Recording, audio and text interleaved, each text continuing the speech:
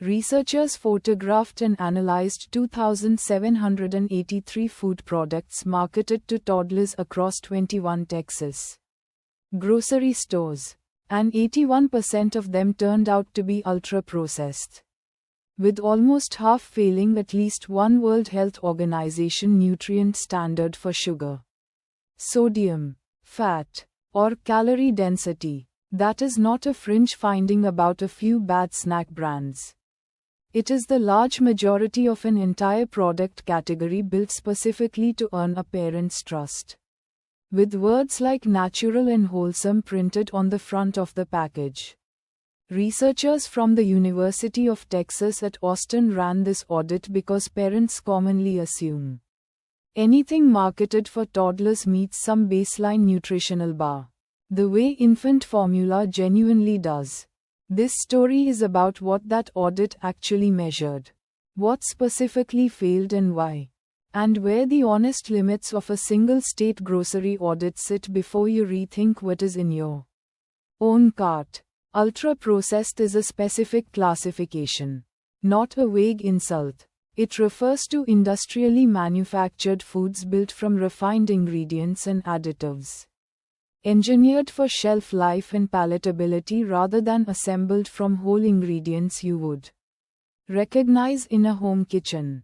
The audit specifically excluded infant formula, beverages, and the pureed first foods typically introduced to babies, which means the 2,783 products sampled skew toward the snack and finger food end of the toddler aisle. Pouches, granola bars, and puffs marketed for children roughly 6 to 36 months old. Within that snack-heavy sample, researchers checked each product against World Health Organization nutrient thresholds designed specifically for foods marketed to young children. Thresholds that account for how much smaller a toddler's daily calorie and sodium budget actually is compared to an adult's. 17% of products failed on sugar content alone, a category where even savory branded toddler snacks frequently hid added sweeteners. Sodium was the single largest failure category, with 25% of products exceeding the WHO's recommended sodium threshold for toddler food, followed by energy density failures at 12% and fat content failures at 11%. Sodium is worth explaining plainly. It is the mineral component of salt, and toddlers need far less of it daily than adults because their kidneys and blood pressure regulation are still developing. So a snack sized and salted like an adult cracker can represent a much larger share of a toddler's safe daily intake than the package implies. These are not niche imported products either. Researchers photographed mainstream grocery shelves at ordinary stores, meaning the failing products are largely the same brands filling toddler snack aisles across the country, not a handful of outliers.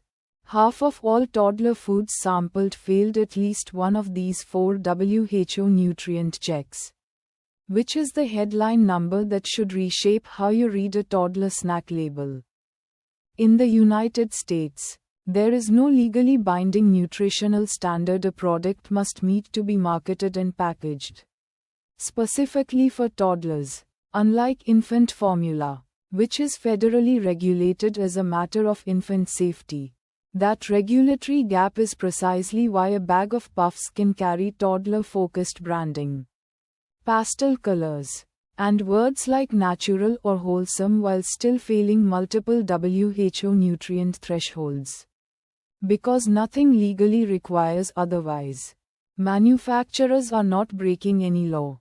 They are marketing within a category that simply has no enforced nutritional flow, which places the entire burden of nutrition checking on a parent reading an ingredient list in a grocery aisle with a toddler in the cart. Researchers frame this gap as the actual news here. Not that individual products are unhealthy, but that an entire marketing category exists with a trusted label and no accompanying nutritional requirement behind it. This audit covered 21 stores in one state, Texas, at one point in time. And while researchers have no specific reason to expect national grocery chains stock meaningfully different toddler products state to state, this specific data point has not yet been replicated in other states or repeated over time to confirm the pattern holds nationally or holds steady year to year. The WHO thresholds used here are one credible nutritional standard among several that exist internationally, and a product failing a WHO threshold is not automatically dangerous in normal quantities.